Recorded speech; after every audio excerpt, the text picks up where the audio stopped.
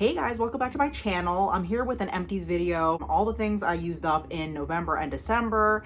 I do plan on doing like a full year empties wrap up video because I do still have all my empties from 2024. Like I saved all of them this year. I don't know if I'm doing that next year. I said that last year too, but I ended up keeping everything.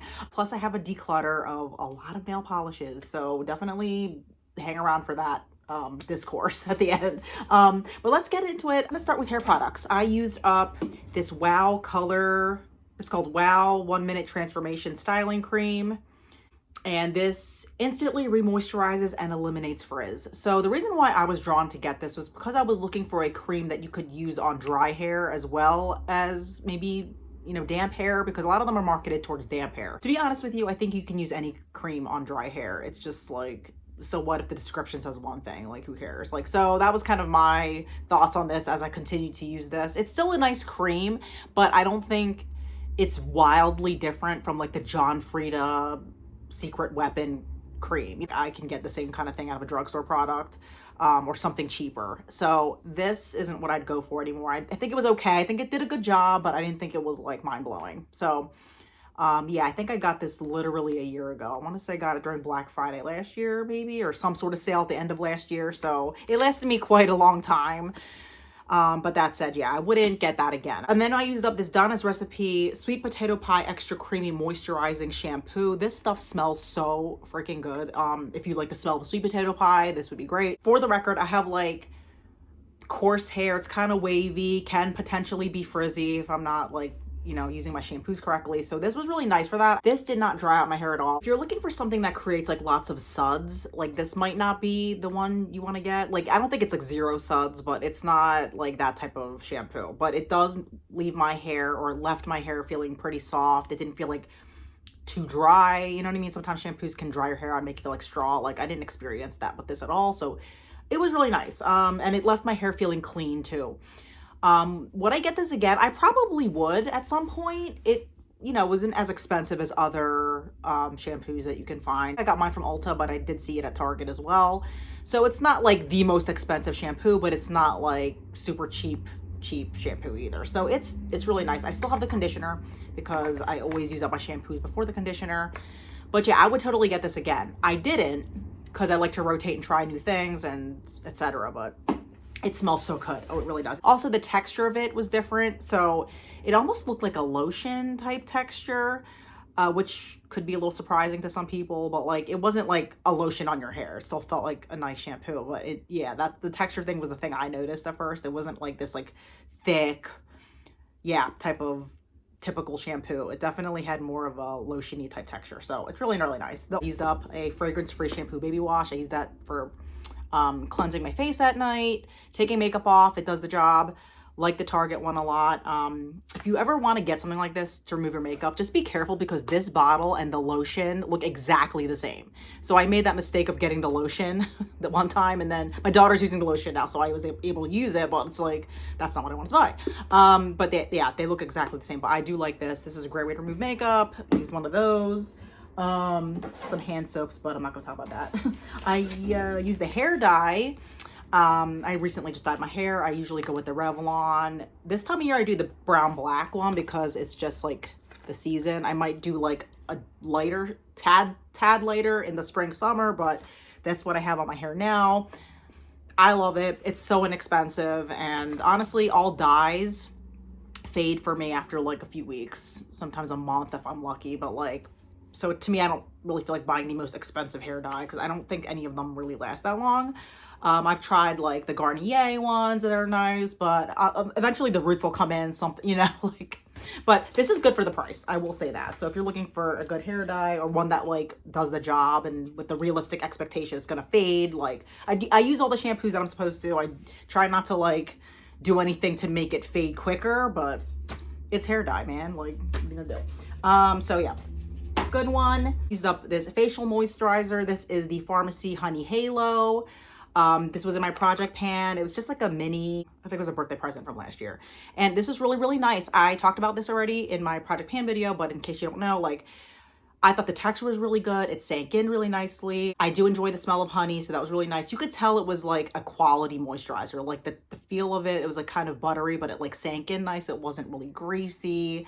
It wasn't super heavy, even though it kind of looks like it could be. Like it just was a nice medium weight moisturizer, and I would highly recommend it. I don't know how it works with all skin types, but my skin type is more like regular now. Like I do get a little bit of breaking out, like, you know, the T-zone a little bit, like a little bit here, a little bit there, but I don't think this like affected any of that. I think it was just a nice moisturizer. This is just like hormonal. My hair lays a certain way on my forehead, and like that can cause breakouts and stress. I don't know, but like this was definitely nice and did not, like, to my knowledge, affect any of that. I don't know if I would repurchase it now or if ever, because I typically just use like a face oil. Right now, I'm good. All right, now let's get into makeup because I have quite a few things. This is really exciting. I finished up a face powder. This is the Lorac Perfection Bake Perfecting Powder. This is in the shade PF4 in medium. This is really old and from my mom a couple of Christmases ago, and I had a pile up of powders and I finally got through another one. It was so nice. Something that isn't super mattifying, kind of blurs out your makeup a little bit, or not your makeup, but blurs out your skin. This is the kind of powder these days that I want. Like back in the day, like when my skin was oilier, something else probably would have been more up my alley, but for more, I don't want to say more mature skin, but like if you're in your 40s and your skin's kind of normal, like this might be a good choice. I'm looking towards like the Kosas powder. I've heard really good things about that. There's one that they have, it was a cloud powder. I don't know what it's called, but that kind of seems similar to what this would be. That could be what I'm leaning towards, but I still have one more powder that I'm going through right now, and I'm not going to get that till that's finished. So, but yeah, this is definitely a great powder. I'll see if they even make that anymore. I used up a concealer. This is the Wet n Wild Incognito Concealer in the shade, hold up, light beige. Light beige, yeah. And I've gone through 2 or 3 tubes of these already, including this one. And it's a good one. The only thing is I only ever see it at Five Below. I don't see it at the CVS that I go to. They sell Wet n Wild, but I haven't seen this concealer there. And it's just kind of hard, not hard to get your hands on, because like I said, it's at Five Below, but like sometimes I don't want to go to Five Below just to buy a concealer. Like, but anyway, for my wants and needs, like this does the job. Like I'm not looking for like super like crazy coverage under my eyes. Like I'm looking for something that like makes your eyes look a bit better, you know, more awake. But I like the texture of it. I didn't think it was too creamy. This happened with my last tube as well, is that the lid starts cracking because it's just like, it's a cheap concealer, you know what I mean? So I did go with a different brand this time. I went with an Ulta one. So just to change things up, and I like that one as well. So I don't know if I would get this. I mean, I would get it because I know it works, but I don't think, I mean, I like to have different options as well to see, like, just in case I don't want to go into a Five Below. So yeah, definitely would get this again at some point, but I don't need to get it like back to back if there's other brands that I also like. But this is a great cheap alternative if you're not looking for like super heavy, crazy concealing and just like want normal concealing, I guess, if that makes sense. And it's not super dewy, which I appreciate, and not too drying. It doesn't settle into anything. But mind you, I don't usually have that problem with concealer where it like settles too much normally. So yeah. I finished up another bottle of the L'Oreal True Match Super Blendable Foundation. This is in the shade N3. I'm a neutral girly, so like this works for me. This even works in the summer. I just add more bronzer, and it's like, this past summer I found that was great. So I might be a one shade all year type person. So I would obviously get this again. This is a repurchase. This might be my like 2nd bottle of this. I'm on my 3rd now. So clearly I like it. It's very natural looking. This is like the only foundation that I have.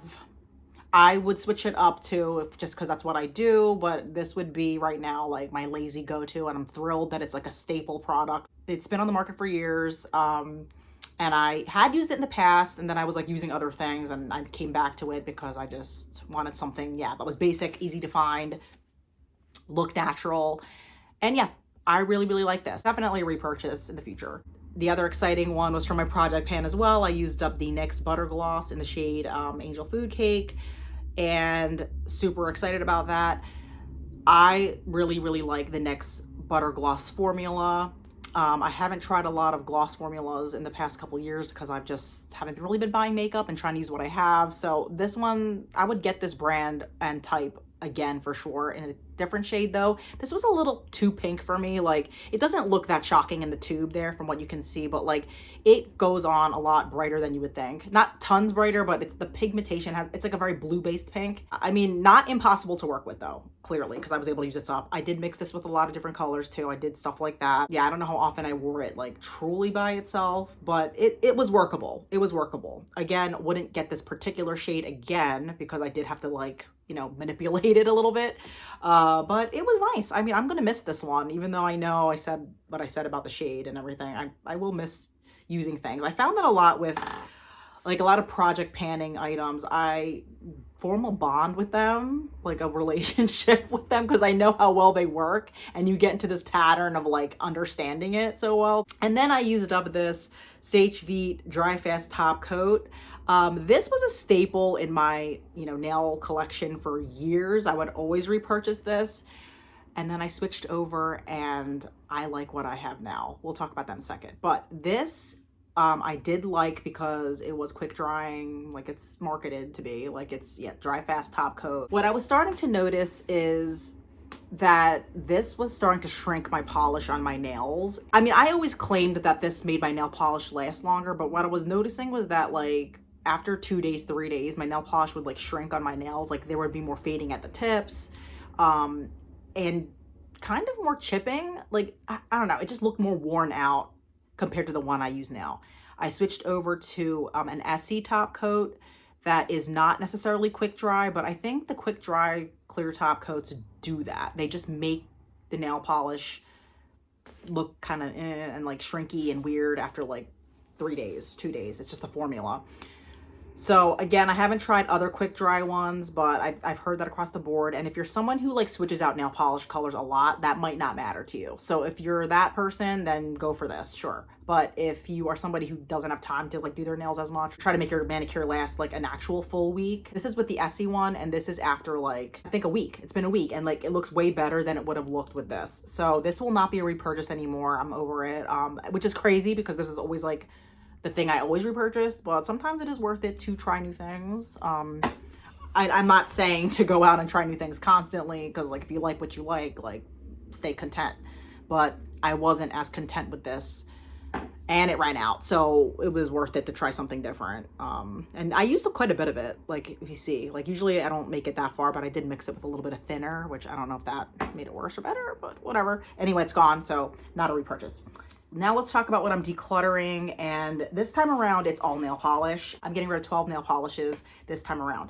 I will spare you the names of every single color, but in general, I'll show you a couple. There's some dark OPI ones. This is like a lighter Wet n Wild color. These are all gorgeous shades, okay? So it's not the color necessarily that I don't like. Here are two of my favorite nail polish colors. These I will tell you the name. One is Copper Mountain Copper. This is an OPI shade from like decades ago. This one is Cabernet for the Lady. Love this color too. Here's some more colors. And here is like two really pretty pistachio green nail polishes. This one carries a little bit more yellow. This one leans more green, but like same vibe. Now, the reason why I'm decluttering these, some of them, the smell, it's just like they might perform well. So for example, this is one of my favorites, but it smells so bad that like my daughter was smelling it, I was smelling it. It was just like awful. Like she was smelling it from like 2 floors down. I was like, this can't be good. So while I'm not usually one to just declutter things because of how it smells, like if I can bear with it, then like fine, but like this kind of unfortunately hit its limit. So a lot of it is just age. These fluorescent colors, they just chip way too much for me, and that annoys me. I just can't, like that's what fluorescent nail polishes do, even with the base coat, even with the top coat.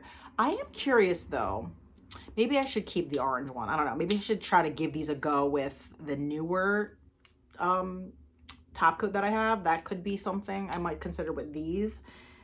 But yeah, this one's super old. Like they're all old, and this color is really pretty. Again, nothing against the shades of these. Like this is gorgeous, but it's just so old and expired and smells really bad. Like this one, I think I tried this on and didn't really love it as much on myself. I have another similar shade that I like more, so I'm gonna keep that one over this one.